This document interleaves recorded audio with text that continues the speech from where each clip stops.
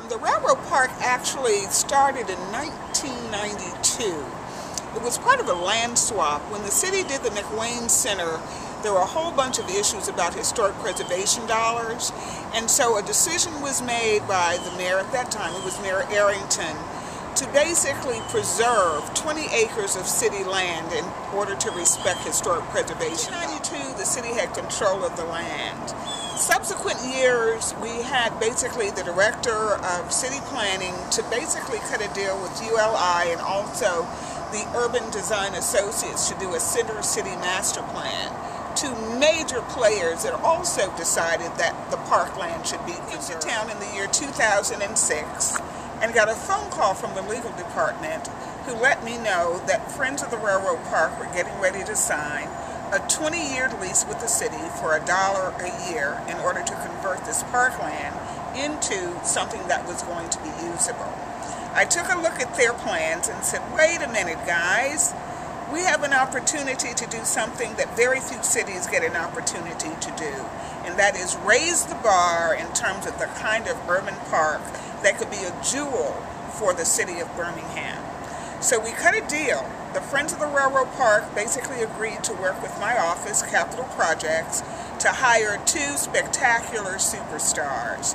One was Tom Leader, world-renowned landscape architect. Bill Gilchrist and I were flown up to New York to go to the Museum of Modern Art. It was there that we had an opportunity to meet not just Tom Leader, but 23 other landscape architects world-renowned. They were opening a blockbuster landscape show, never been done before. The Museum of Modern Art opens a landscape architecture show where they're basically looking at the best works of the best landscape architects in the world. It was there against the backdrop of 23 other landscape architects world-renowned that the city of Birmingham was able to select out Tom Leader and invited him down to basically take a look at our landscaping art. Well, I'm very happy that I've been able to actually see this piece of city land converted into a fantastic park in my lifetime. I mean, normally parks like this take several generations, so I really am standing on the shoulders of a number of people. Bill Gilchrist, Director of Planning, Virginia Williams, who basically set aside the land from the beginning, Friends of the Railroad Park with its two boards, its citizen board originally with Elizabeth Barber Tasker, Phil Morris, Bobby Knight. That board got converted into a corporate board to basically do fundraising.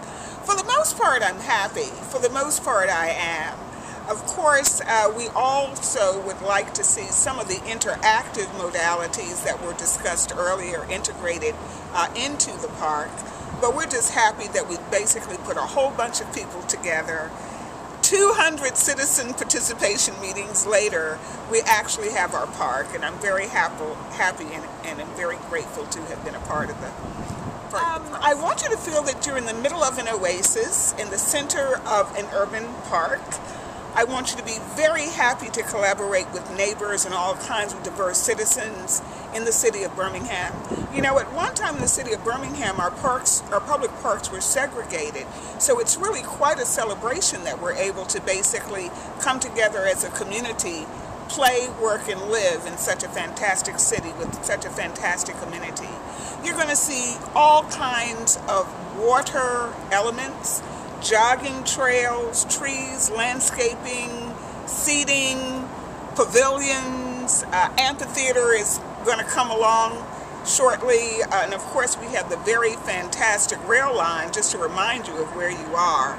And also, don't forget that this fantastic park is adjacent to what's going to be our new intermodal Amtrak station. So we have a railroad park next to a railroad station in a railroad district in a railroad town. It doesn't get any better than that.